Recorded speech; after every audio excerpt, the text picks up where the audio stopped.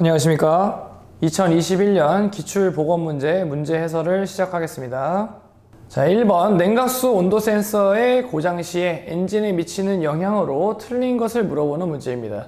자, 냉각수 온도 센서, 그러면 기관의 냉간시, 열간시 인지를 파악을 하는 센서다라고 보시면 되겠죠. 그래서 냉간시 공회전 상태가 불안정하게 될 수 있습니다. 두 번째, 워밍업 시기에 검은 연기, 불안전 연소가 된다는 얘기거든요. 워밍업 할 때, 예열 시에, 예열하는지 열간시인지 모르기 때문에 불안정할 수가 있겠다는 얘기죠. 그 다음에 배기가스 중에 CO, 일산화탄소와 탄화수소가 증가할 수 있습니다. 이 워밍업 할 때 불안전 연소나 희박한 연소 때문에 발생할 수가 있다는 얘기죠. 4번, 냉간 시동성이 양호하다. 지금 엔진이 차가운 상태인지 뜨거운 상태인지를 모르는데 냉간 시동성이 양호할 수가 없다라고 보시면 되겠죠. 불안정하다라고 보시면 되겠습니다. 자, 2번, 점화 1차 파형으로 확인할 수 없는 사항이다 이렇게 되어 있는데요. 포인트가 있습니다. 전압 파형이죠. 전압 파형. 전압 파형이라고 하면 가로축은 시간이고요. 세로축은 전압입니다. 그러면 전압과 시간을 측정할 수가 있다는 얘기입니다. 자, 드웰 시간, 점화 코일 공급 전압, 방전 플러그 방전 시간 알 수 있겠죠? 전류는 측정할 수 없다라고 보셔도 풀 수 있는 문제입니다. 실제로는 드웰 시간은 점화 준비 시간이라고 보시면 되겠고요. 점화 코일에 들어가는 공급 전압, 전원 전압이라고 보시겠죠? 그 다음에 점화 플러그의 방전 시간, 점화 시간을 측정할 수가 있는 겁니다. 3번, 베어링의 작용 하중이 80kg 폴스인 거고요. 힘을 받으면서 베어링 면의 미끄럼 속도가 30m/s라고 합니다. 이때 손실 마력을 물어보고 있고요. 마찰 계수를 줬네요. 무슨 의미냐면, 자, 물건이 하나가 있습니다. 자, 지면에 있고요. 여기 마찰 계수가, 지면의 마찰 계수가 0.2라는 얘기예요. 지면의 마찰 계수가. 그리고 작용 하중이 80kg 폴스라고 합니다. 자, 이 물체가 지금 30m/s로 이동하고 있다는 얘기인데, 자, 중요한 건 뭐냐면 속도가 힘의 방향과 일치가 하지가 않죠. 그럼 손실되는 마찰에 의해서 이쪽으로 힘이 발생하게 되는데, 그 힘은 작용 하중과 마찰 개수의 곱이라고 보시면 됩니다. 그래서 80kg 폴스 곱하기 0.2가 마찰에 의한 힘, 마찰력이다라고 보시면 돼요. 마찰력. 그러면 0.2 곱하기 80kg 폴스라고 하는 것이 마찰력이 되는 거고, 정리해서 볼게요. 0.2 곱하기 80kg 폴스의 마찰력으로 얼마만큼 이동하고 있어요? 지금 30m/s만큼 속도로 이동하고 있는 것이죠. 미끄럼 면이. 자, 그러면 요거의 단위가 얼마가 되냐? 0.2 곱하기 80 곱하기 숫자 빼면 30 이렇게 되고, 단위는 kg 폴스의 m/s. 결국 뭐예요? 이게 마력의 단위가 되는 겁니다. 그렇죠? 그 힌트를 얻을 수가 있는데, 자, 1PS, 1불마력이라고 하는 것은 75kg 폴스 m/s라고 하는 것은 알고 있습니다. 자, 그러면 이 마력의 단위를 PS 마력으로 바꿔주란 얘기예요. 손실 마력을 구하라고 했으니까요. 불마력으로. 그러면 나누기 여기다가 75 해주셔야겠죠? 그렇게 계산을 해주시면 정답이 나오겠습니다. 그래서 정답은 6.4 PS가 되겠습니다. 4번, 가솔린 엔진의 흡기다 기관과 스로틀 바디 사이에 설치되어 있는 서지 탱크의 역할은 무엇이냐? 자주 나오는 문제입니다. 서지 탱크의 역할. 옳지 않은 것은 나와 있네요. 첫 번째, 실린더 상호간의 흡입 공기의 간섭을 방지한다. 자, 좋은 얘기네요. 2번, 흡입 공기의 충진 효율을 증대할 수 있다. 맞는 얘기고요. 연소실에 균일하게 내가 일정 부분을 가지고 있으니까 너도 주고 1번도 주고 2번도 주고 4번도 주고 균일하게 줄 수 있다는 얘기입니다. 창고가 없이 받는 대로 주다 보면 부족하게 갈 수가 있다. 항상 재고가 있어야 된다는 얘기죠. 근데 4번 보시면 배기가스의 흐름을 제어한다? 완전히 관련이 없는 내용이죠. 4번 서지 탱크는 흡기 계통에 들어가는 것이기 때문에 배기가스와는 전혀 관계가 없다. 자, 5번 엔진의 밸브 스프링이 진동, 밸브 스프링의 진동 현상은 서징 현상이라고 생각하시면 됩니다. 서징 현상을 방지하기 위해서는 뭐 이중 피치를 쓰던가 아니면 뭐 원추형을 사용하던가 또는 부등 피치를 사용하시면 되겠죠. 그래서 밸브 스프링의 서징 현상을 방지하기 위해서 이중 스프링, 원추형 스프링, 뭐 부등 피치형 스프링 등을 사용을 해서 우리가 고유진동수라고 하는 것을 변화를 시켜줘야 된다는 얘기입니다. 아니면 진동수 자체를 높여주는 방법도 있겠습니다. 자, 6번 4기통인 4행정 사이클에서 회전수가 1800rpm, 행정이 75다. 이때 피스톤의 평균 속도를 물어보고 있습니다. 자, 행정이 75mm라고 합니다. 75mm면 0.075m란 얘기입니다. 그죠? 미터로 한번 바꿔서 해볼게요. 그 다음에 엔진이 돌아가는 게 1800 회전 60초 동안 요만큼씩 회전하고 있다고 합니다. 자, 그러면 1초당 얼마씩 회전한 거라고요? 1800 나누기 60 회전하고 있는 겁니다. per second, 초당 요만큼씩. 그러면 빼주고 생각하면, 나눠서 생각하시면 30 회전하고 있겠네요. 초당이요. 자, 그러면 이 회전과 거리의 관계를 생각해야 된다 말씀드렸습니다. 자, 크랭크 축이 1회전하게 되면 행정이 얼마냐를 생각하시면 돼요. 크랭크 축이 1회전할 때, 자, 크랭크 축이 위에서 아래로 내려오고 다시 올라가죠. 자, 이만큼 움직였다가 다시 올라가는 겁니다. 그럼 행정이 몇 번? 2번입니다. 1회전할 때 2행정이다 라고 보시면 되겠죠. 자, 1행정에 0.075m니까 2행정은 얼마가 됩니까? 0.150m가 되겠네요. 자, 여기다가 넣어주면 되겠죠. 30 곱하기 0.15m per second가 되는 겁니다. 계산해 주시면 되겠죠. 자, 계산해 주시면 4.5m per second가 나옵니다. 7번 엔진에서 디지털 신호를 출력하는 센서는 무엇이냐? 디지털 신호라고 하는 것은 출력 신호가 0, 뭐 1, 0, 1 이런 걸 이제 디지털 신호라고 얘기하거든요. 파형으로 봤을 때는 파형이 있냐, 없냐, 파형의 변동성이 있다와 없다, 참과 거짓으로만 나와 있는 그런 형태를 디지털 파형이다 이렇게 얘기를 합니다. 노키 센서 같은 경우에는 해당하지 않겠고요. 스로틀 포지션 같은 경우에도 파형이 뭐 이런 식으로 나타날 수 있겠죠. 가속을 하게 되면 올라가고 스로틀 밸브를 닫으면 내려오고요. 근데 칼만 와르식 같은 경우에 초음파를 받았냐 못 받았냐에 따라서 1 또는 0으로 발생합니다. 요게 정답이 되겠죠. 자, 8번 연료의 온도가 상승해서 외부에서 불꽃을 가까이 하지 않아도 자연히 발화된다 라고 하는 것은 착화점입니다. 자, 연료 온도와 상승에 관계없이 불꽃을 가까이 하였을 때 불이 붙는 성질을 얘기하는 건 인화점이다 라고 생각하시면 되겠습니다. 자, 9번 점화 순서와 1342인 4행정 엔진의 3번 실린더가 압축 행정이다. 그때 1번 실린더는 무엇이냐 물어보고 있네요. 그림 그려보시면 됩니다. 그림 그려서 4등분을 하시고요. 흡기 행정, 압축 행정, 동력 행정, 폭발 행정이라고 하죠. 동력 행정, 배기 행정이 있을 때, 자, 4행정 사이클에 실린더가 지금 4기통인 거죠? 점화 순서가 1, 3, 4이니까 4기통. 그러면 720도 나누기 4기통 해보면 위상 각도가 180도가 된다는 걸 알 수 있습니다. 그럼 점화가 180도에 한 번씩 이루어진다.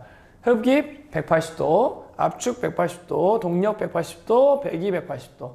자, 3번 실린더가 지금 압축 행정을 하고 있고요. 그 다음 압축할 사람은 누구예요? 4번이죠. 점화 순서니까. 그 다음에 4번 흡기에 있었는데 다음 흡기 하실 분은 2번 실린더입니다. 그 다음 1번이 되겠죠. 그러니까 현재는 1번이 폭발을 하고 있는 거고요. 그 다음 3번 실린더가 압축을 해서 폭발을 준비하고 있는 상태라고 보시면 됩니다. 1번이 폭발 행정이 됩니다. 자, 10번 엔진이 윤활유의 유압이 높을 때의 원인과 관계없는 것은 베어링과 축의 간격이 크다. 이런 데는 압력이 낮아진다.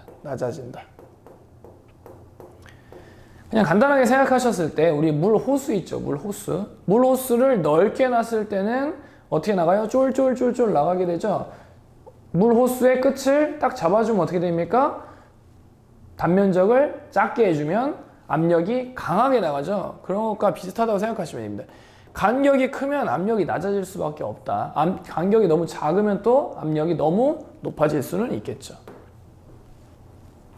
그 다음에 2번 유압 조정 밸브라고 되어 있지만 뭐 릴리프 밸브가 될 수도 있는 것이고요. 스프링의 장력이 강하면 그만큼 버티는 힘이 강하기 때문에 압력이 높아질 수가 있는 것이고, 오일 파이프 일부분이 막혀버렸어요. 아예. 그러면은 막힌 부분까지 압력이 높아질 수 있겠죠. 그 다음에 윤활유의 점도가 높아. 끈적거리는 정도가 높으니까 압력이 높을 수가 있다. 자, 11번 연소질 최적이 40cc이고요. 총 배기량이 1280cc라고 합니다. 그때 4기통이래요. 자, 이런 것들을 잘 보셔야 됩니다. 총 배기량이 1280cc이기 때문에 4기통으로 보시니까 한 기통당 몇 cc인지를 보셔야 돼요. 배기량이. 자, 그럼 1280에 4를 나누셔서 320cc가 기통 하나, 실린더 하나의 배기량인 걸 알 수 있죠. 그럼 여기서 이제 계산을 하셔야 됩니다. 압축비라고 하는 것은 연소실 최적 분의 배기량 또는 행정 최적이라고 얘기하죠. 더하기 1을 해줘야 이게 압축비죠. 그러면 9 나오겠네요. 9대 1.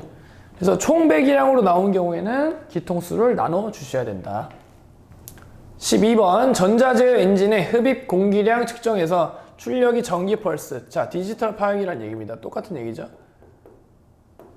디지털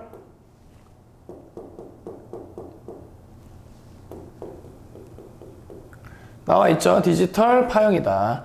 신호인 것은 무엇이냐? 자주 나옵니다. 그죠? 칼만 아류식 장치이다. 왜냐하면 이 나머지들이 전부 다 아날로그 방식이기 때문에 그래요. 나머지는 아날로그 타입이다. 상태의 변화에 따라서 출력되는 전압이 왔다 갔다 하는 형태를 아날로그 형태라고 얘기합니다.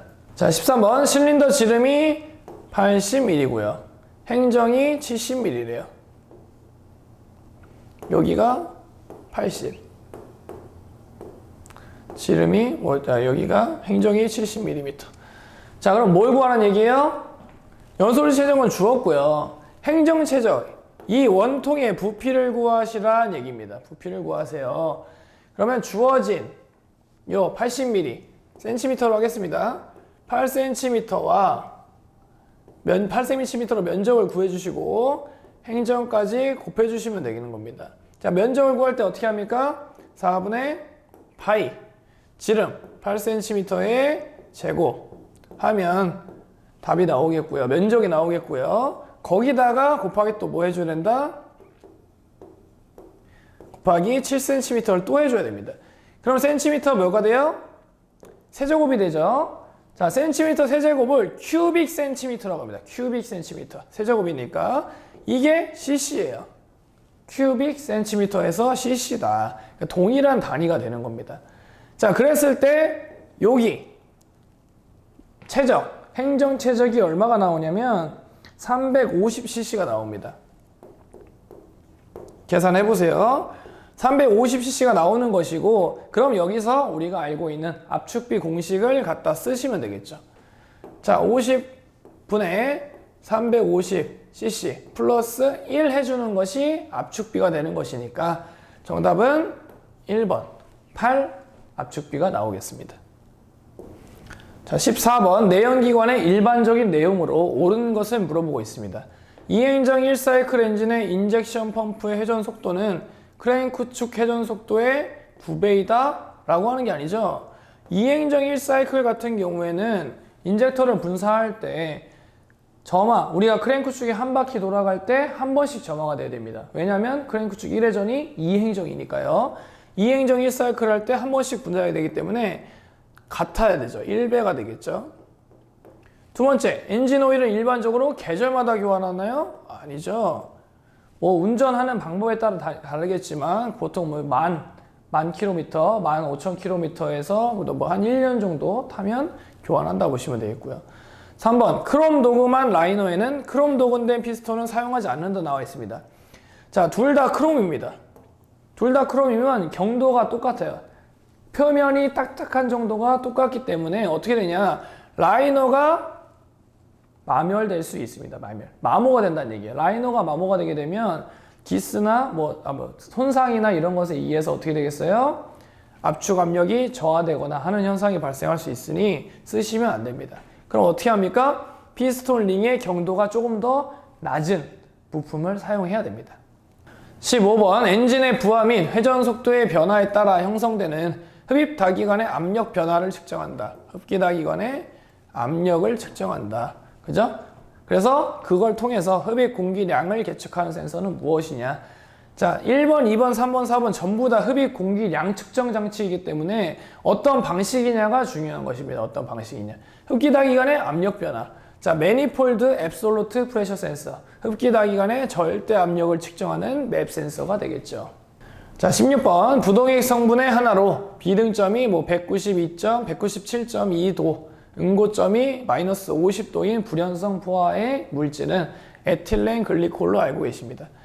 네, 요즘의 문제는 어떤 식으로 나오냐면 부동액 성분으로 틀린 것은 이렇게 나옵니다. 그래서 글리세린 이렇게 나와 있는데 여기에다가 그리스 이런 걸 넣어 놓습니다.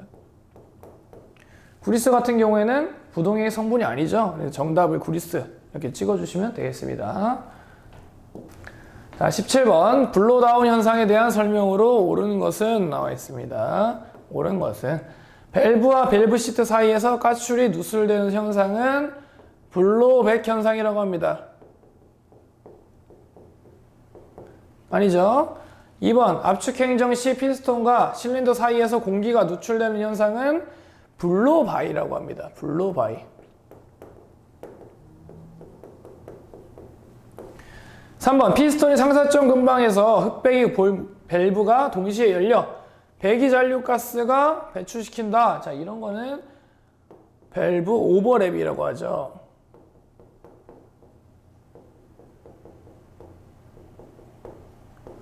(4번) 배기행정 초기에 배기 밸브가 열려서 자체의 압력에 의해서 배기가스가 배출되는 현상을 블로다운 현상이다 라고 얘기합니다. 18번 엔진 플라이 휠의 기능과 관련이 없는 것은 플라이휠은 크랭크 축의 맨 끝단에 붙어서 우리 변속기로 동력을 전달하는 장치라고 보시면 되고요. 엔진의 동력을 어디로? 변속기로 전달하기 위해서 사실 그 사이에는 클러치가 있습니다. 기계식 장치 같은 경우에는 마찰 클러치, 유압식 장치 같은 경우에는 토크 컨버터라고 하는 것이 들어가겠죠. 그래서 변속기로 동력 전달하는 거 맞는 거고요. 엔진을 무보한 상태로 만든다? 자, 이거는 이제 틀렸죠. 이거는 플라이 휠의 역할이 아니고 변속기의 역할이 되겠습니다. 그래서 플라이 휠의 엔진의 회전력, 우리가 크랭크 축이 어떻게 회전하게 되냐면 피스톤이 1, 2, 3, 4가 있을 때 1번 폭발, 3번 폭발, 4번 폭발, 2번 폭발 이렇게 되면 폭발할 때만 힘을 받아요. 그렇죠? 그럼 180도 크랭크 축이 180도 돌아갈 때마다 폭발을 한 번씩 받게 되는데 그렇게 되면 엔진의 회전력이 균일하지가 않습니다. 그래서 플라이 휠을 조금 무겁고 크게 만들어서 어떻게 합니까? 관성력을 저장할 수 있게 해서 균일하게 하는 것이 플라이 휠을 크게 만드는 목적이라고 보시면 돼요. 그래서 링기어를 설치를 또 해서 엔진의 시동, 기동 전동기를 통해서 피니언 기어를 통해서 플라이 휠에 동력을 전달해서 크랭크 축을 강제로 돌릴 수 있는 기능도 있다고 보시면 됩니다.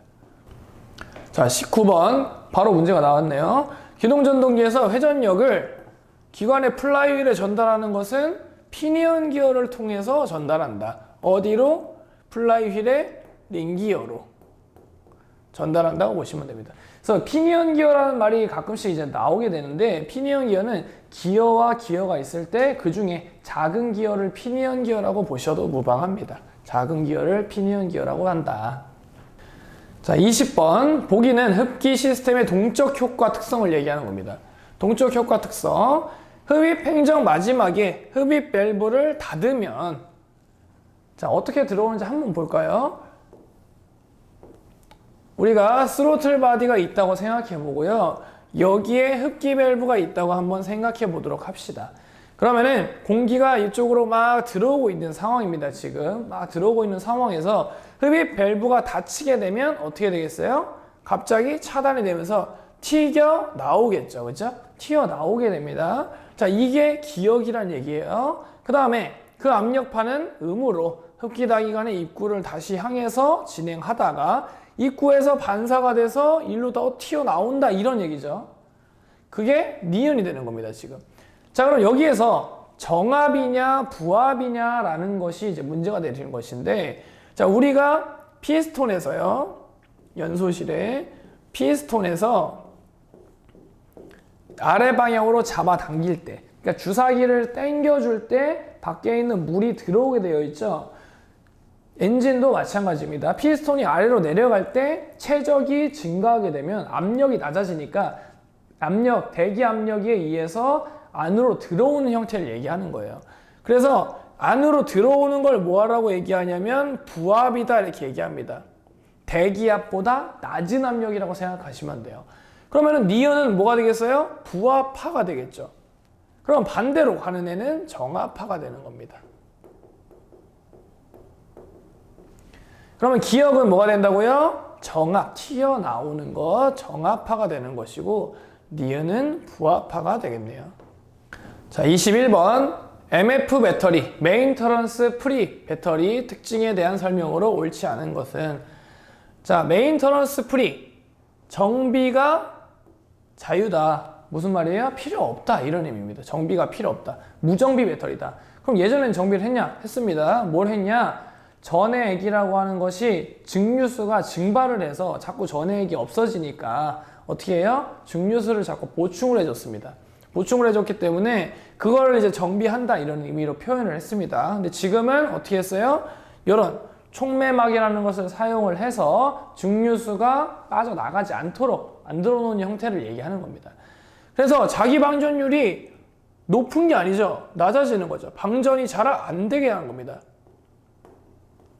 낮아지는 거죠. 그죠? 바로 1번이 정답이 되겠고요. 그래서 전해액의 증발이 감소되게 만들어 준 거고요. 그래서 무보수, 정비가 필요 없는 배터리라고도 얘기합니다. 그 다음에 산소와 수소가스를 증류수로 환원시킬 수 있다. 다시 들어온다는 얘기죠. 그죠? 증류수가 증발돼서 나가는 것이 아니고 환원시켜서 쓸 수 있는 그런 상태를 얘기해 주는 것입니다. 자, 22번 피스톤 간극이 크면 나타나는 현상이 아닌 것은 나와 있네요. 블로바이 현상이라고 하는 거는 아까 피스톤과 실린더, 벽, 요 사이에서 원래는 딱 막혀 있어서 나가지 말아야 되는데 위에 있는 연소실에 있는 혼합가스가 크랭크실로 내려가는 현상을 블로바이 현상이다, 이렇게 얘기하는 것이고요. 그러면 발생하겠죠. 그거에 의해서 연소실의 압축 압력이 어떻게 되겠어요? 낮아지는 거죠. 낮아진다.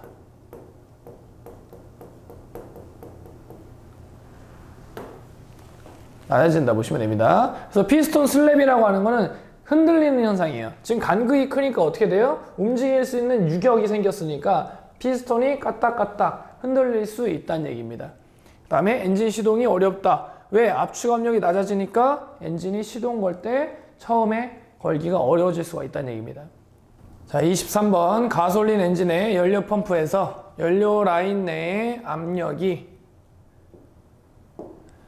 압력이 과도하게 상승하는 것을 방지하는 장치는 무엇이냐 돼 있네요. 체크 밸브의 기능은 역류 방지입니다.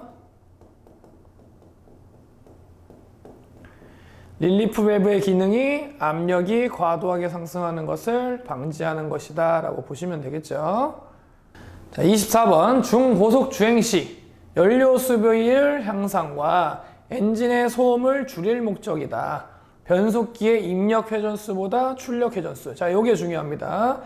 입력 회전수보다 출력 회전수를 증가시킨다는 얘기죠. 뭘 한다는 얘기예요? 입력축 속도보다 출력축의 속도를 증가시킨다는 얘기입니다.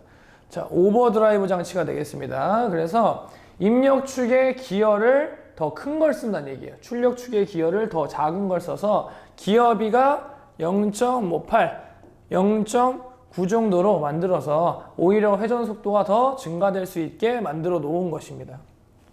그러면 이런 상황에서는 가속이나 감속 그런 상황에서는 오버드라이브를 쓰지 않겠죠. 그죠? 중속도로 주행하는 와중에 엔진의 출력이 남을 때 엔진의 출력이 충분한 상황에서 회전 속도만 증가시키기 위한 것이다 라고 보시면 되겠습니다.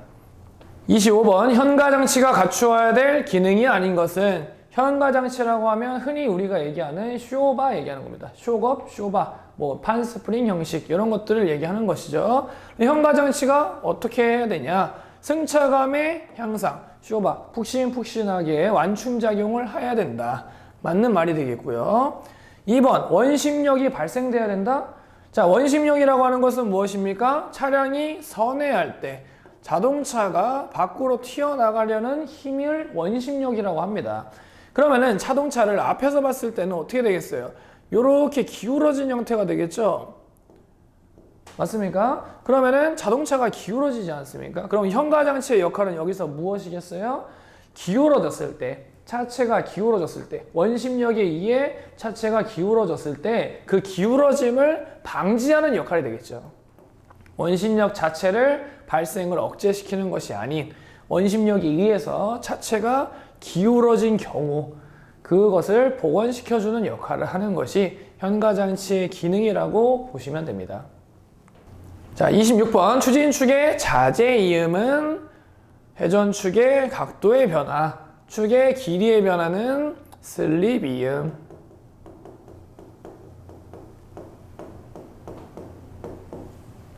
그러면 정답은 회전축의 각도의 변화, 자재이음이 됩니다. 자, 27번 휠 얼라이먼트를 사용하여 점검할 수 있는 것으로 가장 거리가 먼 것을 찾으라 되어 있습니다. 토는 위에서 봤을 때 바퀴가 차량 정면으로 보면 바퀴가 안쪽으로 들어와 있거나 아니면 바깥쪽으로 벌어지는 토 아웃에 대한 얘기를 하는 거고요.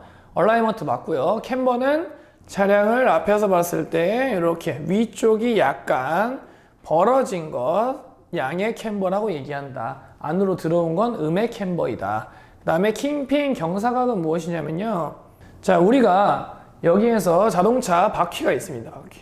바퀴가 있을 때 허브 너클과 연결이 되게 되는데 허브 베어링이 있다고 보면요. 너클과 쇼버가 이렇게 연결이 됩니다. 근데 이게 직각이 아니에요. 직각이 아니란 얘기예요. 약간 기울어져 있습니다. 그 기울어져 있는 각을 킹핀 경사각이다 얘기해 줍니다. 다음 휠 밸런스는 무엇이에요? 타이어의 정적,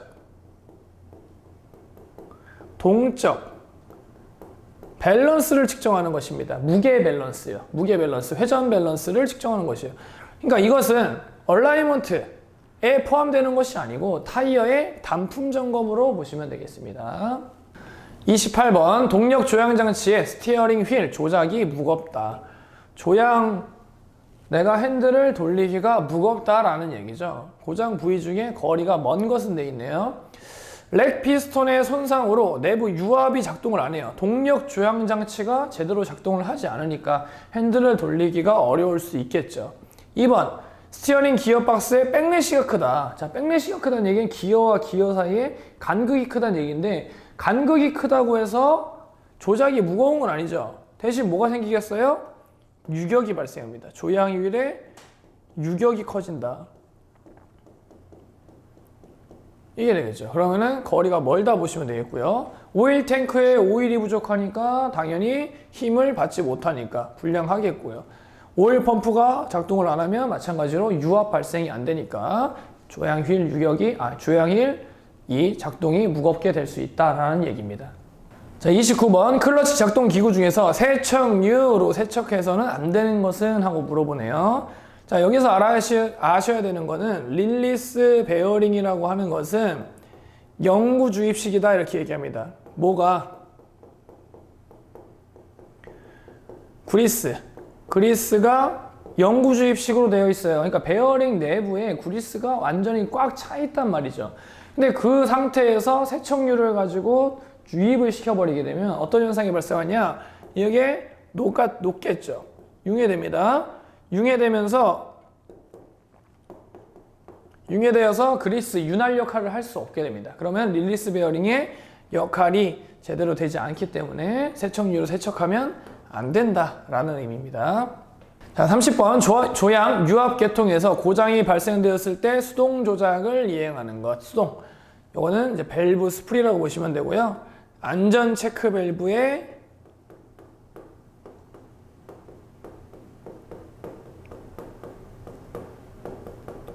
안전 체크 밸브 내부에 밸브 스풀이다라고 생각하시면 되겠습니다. 31번 브레이크 페달의 유격이 크다. 간극이 크다는 얘기죠. 간극이 과다하다. 그런데 그게 거리가 가장 먼 것은 무엇이냐 나옵니다. 1번 드럼 브레이크 형식에서 브레이크 슈의 조정이 불량하다. 그러면 슈라고 하는 것과 드럼이라고 하는 거에 요 간극이 크면 내가 브레이크를 밟아줬을 때 밀어내는 거리가 길어야겠죠. 그게 간극이 될 수 있다는 얘기입니다. 페달 조정이 불량이면 당연히 유격이 커질 수 있고요. 그런데 공기압이 불균형하다고 해서 브레이크의 유격이 커진다라고 보기에는 어렵다는 얘기죠. 자, 요거는 뭐가 되겠어요? 편제동의 원인이다. 편제동의 원인이다.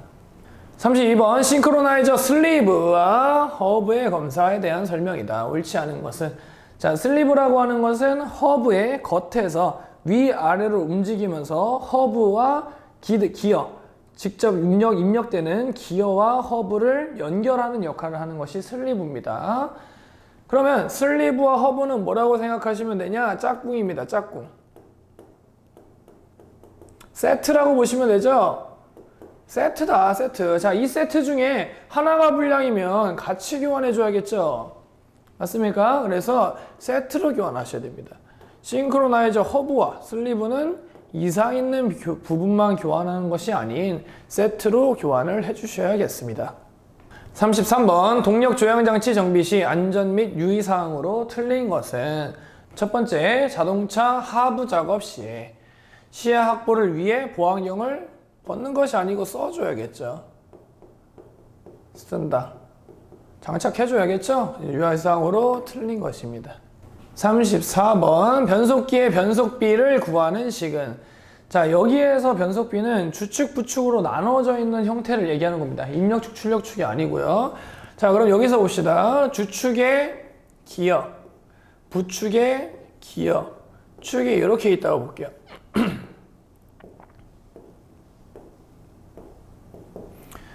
자, 그 다음에 여기 기어, 여기 기어가 있다 생각해 보겠습니다. 이쪽 위에 쪽이 주축, 밑에 쪽이 부축이라고 한번 볼까요? 축이다. 자, 그러면 여기 주축 기어가 여긴 10개, 여긴 20개라고 봅시다. 그 다음에 여기는 30개, 여기는 60개라고 한번 생각해 볼까요? 그럼 여기에서 기어비는 어떻게 되는 것이냐 생각해 보면 되겠죠. 그렇죠? 그러면 원래는 어떻게 됩니까? 주축에서 이쪽으로 회전수가 넘어가는 거죠. 자, 여기에 1000rpm이라고 봅시다. 1000rpm인데 이쪽으로 넘어가면 어떻게 돼요? 500rpm이 됩니다. 왜? 기어비가 1대2니까 2대1이잖아요. 그렇죠? 그러면은 500rpm이 되고요. 여기서 다시 어떻게 됩니까? 넘어가려고 하면 기어비가 어떻게 되겠죠? 2배죠? 그렇죠? 2배니까 마찬가지로 2배가 없어지면 작아지는 겁니다. 그러면 250rpm이 되는 것입니다. 그렇죠? 그래서 주축 기어 분의 부축 기어, 이거 기어비죠. 곱하기 부축, 기어의 주축, 기여를 해주면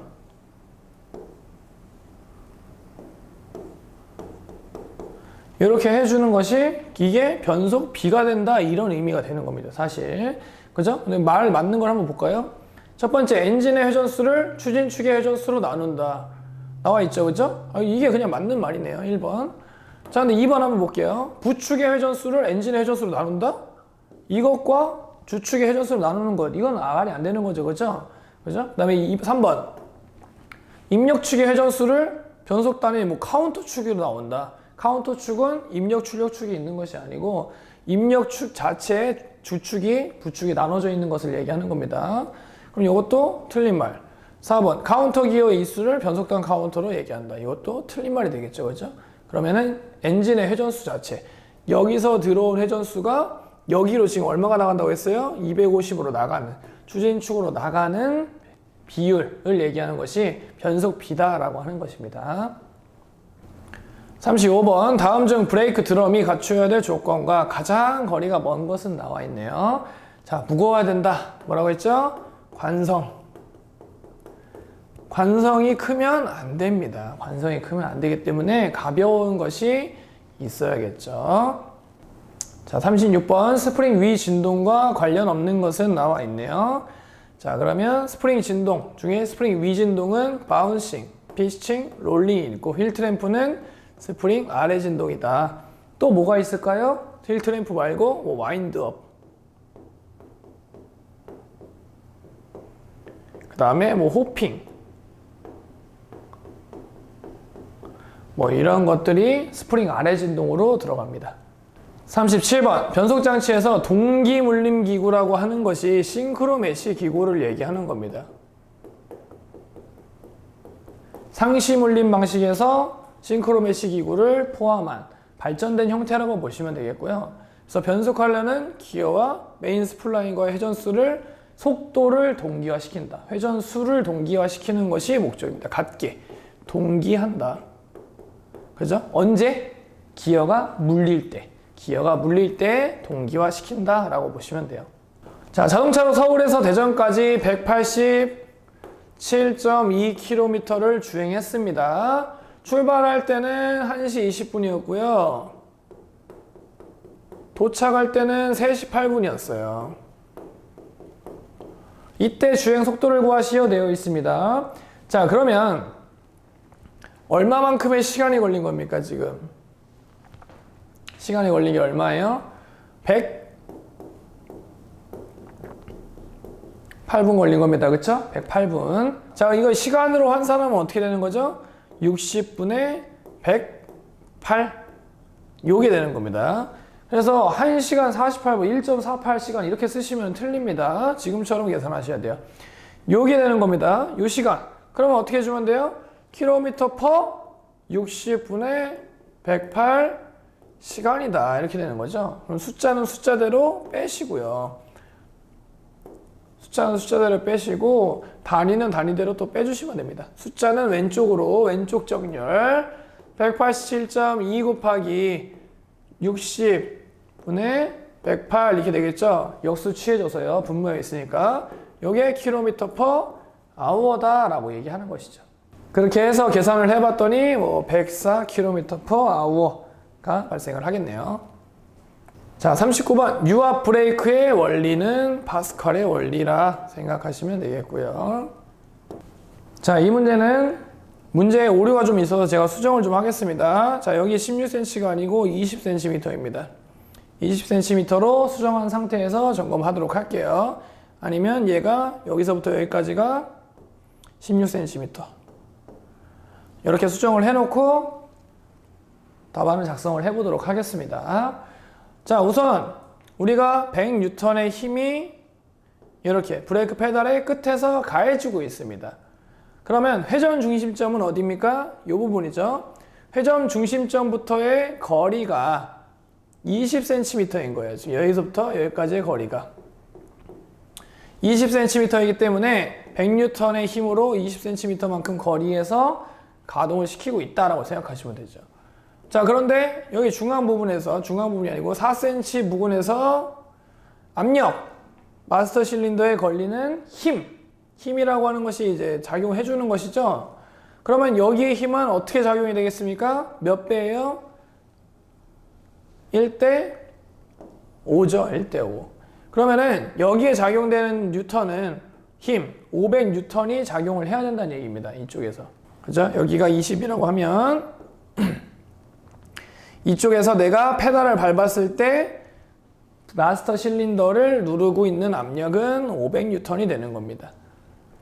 압력이 아니고 힘이요. 힘이 500뉴턴이 되는 것이고요. 자, 힘이 500뉴턴을 눌렀을 때 피스톤의 면적이 지금 5cm다. 여기에 면적이 5cm라는 얘기입니다.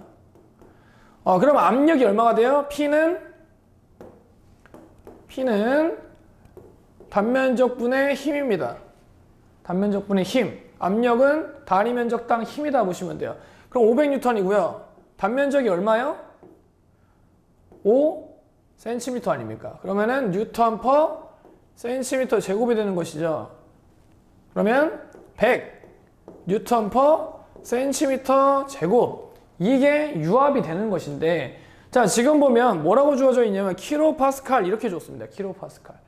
자, 그럼 일단 파스칼이 몇인지를 우선 우리가 알아야 된다는 얘기예요. 자, 이렇게 되어 있는 거고요. 자, 1파스칼이라고 하는 것은 뉴턴 퍼 미터의 제곱을 얘기합니다. 뉴턴 퍼 미터의 제곱. 자, 그럼 여기서 우리가 이 센티미터 제곱을 미터 제곱으로 바꿔야 되겠구나 라는 걸 아시겠죠? 킬로파스칼은요 1000파스칼입니다. 그러니까 우선 얘 센티미터를 미터로 한번 바꿔보도록 합시다. 자, 센티미터 1cm는 100m입니다. 100분의 1m입니다. 그렇죠? 그럼 요거에 제곱을 해주면 만 분의 1m의 제곱승이 되겠죠. 그러면 여기를 대입을 해주시면 됩니다. 센티미터에다가 대입을 해주시면 앞으로 나와서 역수를 취해주면 만 곱하기 100 뉴턴 퍼 미터의 제곱이 됩니다. 자, 여기에 뭐라고요? 파스칼이다. 근데 1000파스칼이 킬로파스칼이라고 했으니까 3개를 지워주세요. 0.03개를 지워주시면 0이 몇 개만 남아요? 1000만 남겠죠. 1000킬로파스칼. 다시, 자, 만 나왔습니다. 만 곱하기 100 뉴턴 퍼 미터 제곱 이렇게 된 거고, 이것은 곧 하나, 둘, 셋 파스칼이다. 근데 킬로파스칼로 바꾸려면 얘가 없어지면 된다. 1000킬로파스칼이다 까지 계산해 주시면 되겠습니다. 41번 다음은 배터리 격리판입니다. 격리판에 대한 설명으로 옳지 않은 것은 되어 있네요. 자, 배터리에 간략하게 보면 플러스 극판, 마이너스 극판, 자, 이렇게 되어 있는 거고요. 그 다음에 여기에 뭐가 있어야 돼요? 전해액이 있어야 됩니다. 전해액이 있어야 되는데요. 자, 플러스와 마이너스가 붙어버리면 될까요? 안 될까요? 안 됩니다. 그래서 그걸 막아주는 게 격리판이라고 보시면 돼요. 격리시킨다라는 겁니다. 자, 그런데 이 플러스와 마이너스를 이렇게 붙여놨을 건데, 격리판에 붙여놨는데, 격리판이 전기가 통할 수 있게 되면 얘네들은 전기를 고관하고 있을 수가 있을까요? 전위차가 없어지겠죠. 일로 흘러 들어가는 겁니다. 전류가 흘러가겠죠. 그죠? 그러니까 전도성이면 안 된다는 얘기예요. 비전도성이어야 된다. 비전도성이어야 된다. 두 번째, 전해액, 물건 황산이 이에서 부식되면 안 되겠죠. 좋은 얘기고요. 그 다음에 물건 황산이 이렇게 왼쪽 오른쪽으로 자유롭게 플러스 급판과 마이너스 급판 활동적으로 움직일 수 있도록 돼야 됩니다. 그죠? 확산이 잘 돼야 된다. 그래서 뭐 다공성이다 이런 의미로 얘기하죠. 다공성이다 이런 의미로 얘기합니다. 그 다음에 4번 극판에서 이물질 당연히 나오지 않아야겠습니다. 좋은 얘기고요. 그래서 1번이 정답입니다. 42번 자동차용 납산 배터리를 급속 충전한다. 충전 시간을 짧게 합니다. 통풍이 잘 되는 곳에서 해야겠죠? 산소가스, 수소가스가 이게 발생이 되니까요. 충전 중에 배터리 충격 가하지 않는 것 좋고요. 온도가 45도 넘지 않도록 하는 것 좋습니다. 자, 43번 최신 기출문제에도 보통 똑같은 표시로 나옵니다. 이 가운데 있는 숫자 부분이 열가를 얘기하는 거고요. 숫자가 높을수록 냉형이고 열 방출이 잘 되는 겁니다. 잘 된다. 그죠? 가격도 비싸겠죠. 세 가지 특징이 있습니다. 열가가 높을수록 냉형이다. 열 방출이 잘 되는 거다. 고속기관에 사용한다. 44번 전해액 비중을 측정했더니 1.180이었다. 완전 충전 시 1.280, 완전 방전 시는 1.080이다. 먼저 잠깐 했던 것 같은데, 자, 완전 충전했을 때의 충전값 플러스 완전 방전됐을 때의 비중값 분의 현재 비중값의 비율을 얘기한 것이 방전율이다. 50% 나오겠습니다. 자, 45번 연료량을 표시하는 연료계 형식 중에서 계기식 형식에 해당하지 않는 것은 무엇이냐. 그러니까 연료량을 표시할 때 연료가 지금 많이 있는지 적게 있는지 아니면 중간에 있는지 그런 걸 얘기하는 게 계기 방식이거든요. 자, 밸런싱 코일식, 연료면 표시기식, 뭐 바이메탈 방식, 뭐 서미스터식 이렇게 되어 있는데, 자, 여러분들이 보기에는 여기서 헷갈리는 게 서미스터 이렇게 얘기하면 뭐라고 생각하냐면 이거는 부특성, 뭐 온도 센서에 사용하는 게 아닌가 라고 생각하실 수 있는데, 온도에 따라 저항이 바뀌는 걸 사용해서 연료계의 위치를 또 알 수가 있습니다. 그러니까 이거는 계기식이 맞아요. 밸런싱 코일식은 양쪽에 코일이 있어서 코일의 힘이 강하면 계기판이 이쪽으로 넘어가는, 화살표가 이쪽으로 넘어가는 형식으로 이렇게 되어 있는 거고요. 연료면 표시기식 같은 경우에는요, 경고등. 그러니까 우리가 부표를 띄워놓지 않습니까? 이게 부표가 아래로 내려가면 연료가 없다. 그러면은 뭐가 떠요? 여러분들한테 주유 경고등이 뜨죠, 그죠? 주유 경고등을 띄워주는 장치가 연료면 표시기식입니다. 얘가 맨 밑에까지 왔다, 그죠? 경고등을 띄워주기 위한 거예요. 그러니까 양이 많냐, 적냐 얘기하는 것이 아니고 없습니다 라고 하는 경고등을 띄워주기 위한 장치이다 라고 보시면 됩니다. 46번 AC 교류발전기에서 출력 변화 조정은 무엇에 의해서 하는가? 로터에 흐르는 전류, 로터 코일의 전류를 강하게 하면 자속이 강해지니까 그만큼 출력을 변화시킬 수가 있습니다. 자, 47번 키르히오프의 제1법칙, 키르히오프의 제1법칙을 얘기하는 것이고요. 들어오는 게 지금 얼마인가 봅시다. 여기 5A, 그 다음에 2번은 나가는 거네요. 나가는 게 2A, 3번은 3A, 4번은 4A일 때 5A를 구하라 이렇게 얘기했네요. 자, 들어오는 게 뭐죠? 하나, 둘, 세 개는 들어오고 있습니다. 자, 총 얼마예요? 4, 5, 3 해주면 총 10, 2 되겠죠? 12. 12A가 들어왔습니다. 그럼 나가는 것도 12A여야 된다는 얘기예요. 근데 나가는 것 중에 하나가 2A밖에 없죠? 그러면은 10A만큼 더 나가줘야 되겠네요. 그죠? I5. 그죠? 10A만큼 더 나가줘야 됩니다. 48번 플레밍의 왼손 법칙을 유용한 것. 자, 왼손 법칙은 전동기입니다. 오른손 법칙, 충전기, 발전기, DC 발전기 전부 다 오른손 법칙을 사용하는 것입니다. 49번 시동전동기를 떼어내서, 자, 그림을 봤더니요, 전기자를 막 이렇게 돌려주면서 다이얼 게이지가 이렇게 오른쪽, 왼쪽으로 얼만큼 돌아가느냐 이걸 보고 있네요. 그러면 축이 이렇게 있는 게 아니고 이렇게 살짝 휘어 있을 수 있겠죠.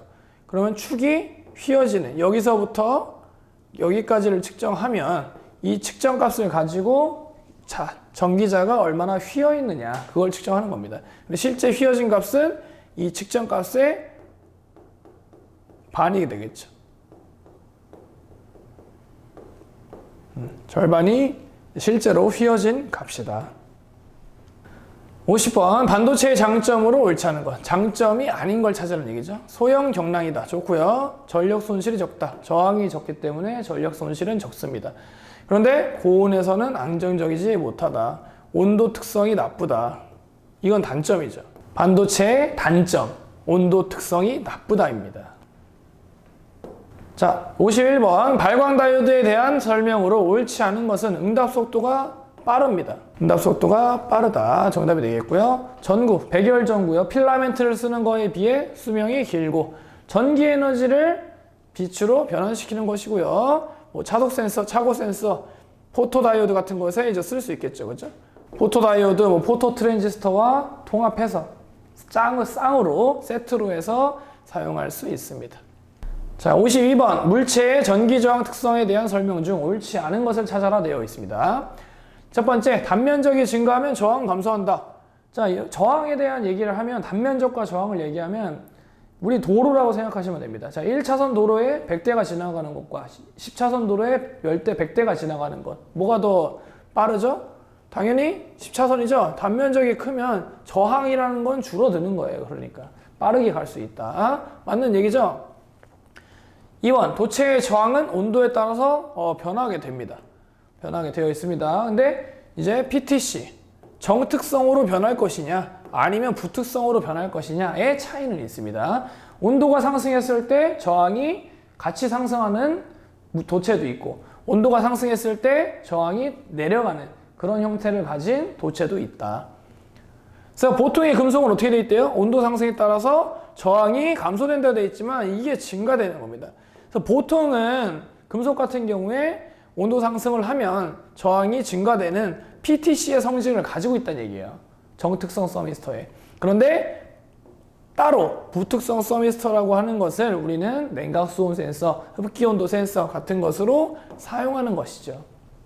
자, 53번 서로 다른 두 조체의 접점에서 전류가 흐를 때 주열 외에 발열 또는 열이 빨아들임, 냉각이죠. 발열 또는 냉각이 일어나는 현상을 뭐라고 얘기하냐 되어 있는데 이런 걸 이제 펠티의 현상이다 이렇게 얘기합니다. 펠티의 현상. 자, 54번 바디 컨트롤 모듈 BCM에서 뭐 ISU, 이수 아니면 에탁스 그런 것들과 동일한 형태를 가지는 겁니다. 타이머 제어, 시간 제어를 하지 않는 것 되어 있어요. 자, 파워 윈도우 같은 경우에 어떻게 시간 제어를 하느냐. 우리가 파워 윈도우의 작동 조건은 우선 키가 온 되어 있어야 됩니다. 전원이 들어와 있어야 된다는 얘기예요. 근데 시동을 걸고 있다가 창문을 내려놓고 있는 상황에서 우리가 창문이 내려가 있는 거를 잊고 전원을 꺼버리는 경우가 생길 수 있겠죠. 시동을. 그렇게 되면 어떻게 되겠어요? 창문을 다시 올리려면 시동을 걸어야 되느냐? 안 그렇다는 얘기입니다. 내가 일정 부분 시동을 끄고 나서 일정 시간 동안은 파워 윈도우를 전원을 올릴 수 있는 그런 형태가 되어 있습니다. 그러니까 일정 시간 타이머 제어가 들어간다는 얘기죠. 그죠? 여러분들 자동차가 있으면 한번 해보세요. 전원을 끄고도 일정 시간은 올라갑니다. 근데 일정 시간이 지나면 파워 윈도우는 작동하지 않는다고 보시면 돼요. 그럼 맞는 거고요. 그 다음 2번 후진등. 자, 후진등에 타이머 제어가 들어갈 필요가 없죠. 언제 들어갑니까? 우리가 변속기를 R에 놨을 때 변속단을 R단 뒤로 가겠다는 운전자의 의지에 의해서만 제어를 하는 것이죠. 그러니까 타이머 제어와는 거리가 멀다. 자, 감광 룸램프는 무엇이냐? 빛이 줄어든다는 얘기예요. 감광, 빛이 줄어든다. 근데 룸램프에서 왜? 우리가 자동차에 처음에 야간에 자동차에 탔을 때 문을 딱 닫으면 불이 바로 꺼지는 게 아닙니다. 어떻게 꺼져요? 서서히 꺼지게 돼 있죠. 무슨 제어? 타이머 제어를 하는 것입니다. 서서히 저항이 커지면서 빛의 세기가 줄어든다. 뒷유리 열선 제어. 자, 뒷유리 열선은 성해 제거. 보통 겨울철 같은 데 많이 사용하시죠. 겨울철 같은 데 사용하는데 열선 같은 경우에는 전원을 많이 잡아먹습니다. 전원을 많이 잡아먹기 때문에 그 다음에 화재의 위험성 이런 것들 때문에 일정 시간이 지나면 자동으로 꺼지게 돼 있어요. 그런 기능을 타이머 제어다 얘기하는 겁니다. 그러니까 타이머 제어를 하지 않는 것은 2번 후진등이 내주겠습니다. 55번 자동차의 직류 발전기, DC 발전기보다 AC 발전기를 많이 쓰는 이유로 옳지 않은 것은 찾고 있네요. 자, 첫 번째 AC 교리 발전기가 크기가 작고 가볍기 때문에 많이 사용할 수 있다. 좋은 거잖아요. 그렇죠? 정류자에서 불꽃 발생이 크다? 자, 직류 발전기에 정류자가 있고요. 교류 발전기에 뭐가 있어요? 슬립링이 있죠. 그러니까 우리가 발전기라고 하면 엔진이 돌아가고 있는 상태에서는 계속적으로 회전을 하기 때문에 이 정력좌라고 하는 것은 언더컷 형상이 있어요. 이 언더컷 형상이 있으니까 울퉁불퉁하단 말이에요. 표면이 울퉁불퉁하니까 불꽃 발생을 할 수가 있습니다. 이거는 직류발전기의 특성이란 얘기니까. 교류발전기를 쓰면 슬릭링, 미끄러지는 형태의 제어를 하기 때문에 우리가 불꽃 발생이 작다고 보시면 됩니다. 56번 수동변속기 작업과 관련된 사항 중 옳지 않은 것을 찾아라. 첫 번째, 분해와 조립 순서를 준해서 작업한다. 좋은 얘기고요. 세척이 필요한 부품은 반드시 세척한다. 얘기겠죠, 그죠? 자, 로크너트를 재사용한다? 아닙니다. 자, 로크너트라고 하는 거는 풀림 방지 너트예요. 자, 제가 재사용하지 말아야 되는 것 어떤 것들이 있냐고 했냐면 로크너트, 풀림 방지 기능, 아니면 누설 방지 기능이 있는 것들.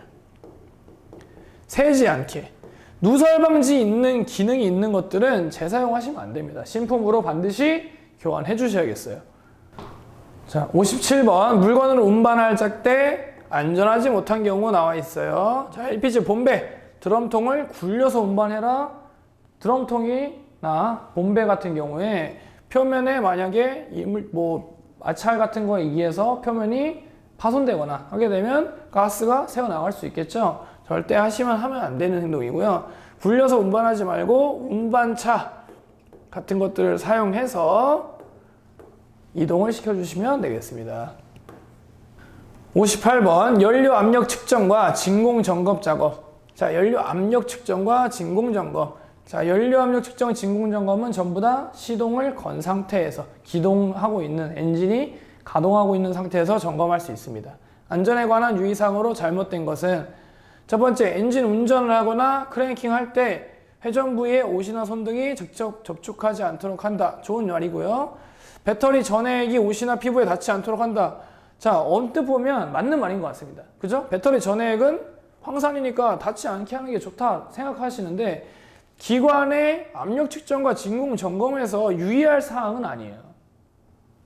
그렇죠? 배터리에 전해액을 교환하는 작업이나 충전 작업이나 이런 작업에서는 주의할 수 있겠지만 지금처럼 기관의 압력 측정과 진공 점검 작업에서는 특별히 유의하지 않을 사항이다 라고 보시면 되겠죠. 59번 전동기나 조정기를 청소 후에 점검해야 되는 것 중 옳지 않은 것. 연결이 잘 돼 있냐 봐야겠죠. 다음에 과열이 되냐 확인해야겠죠. 불꽃, 아크, 불꽃이 발생하냐 봐야겠죠. 자, 단자부에 기름을 왜 넣습니까? 그죠? 단자는 이제 전기선으로 연결하는 부분인데 주요하지 않습니다.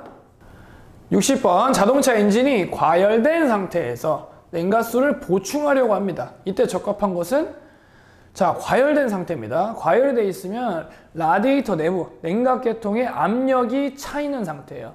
그 상태에서 시동을 끄고 바로 보충하게 되면 캡을 열었겠죠, 제가. 캡을 열으면 어떻게 돼요? 터져 나올 수 있다는 얘기입니다. 터져 나올 수 있다. 증발가스가 증기에 의해서 화상을 입을 수 있습니다. 절대 이렇게 하시면 안 됩니다. 절대. 어떻게 되냐? 냉각시킨 후에 보충하셔야 됩니다.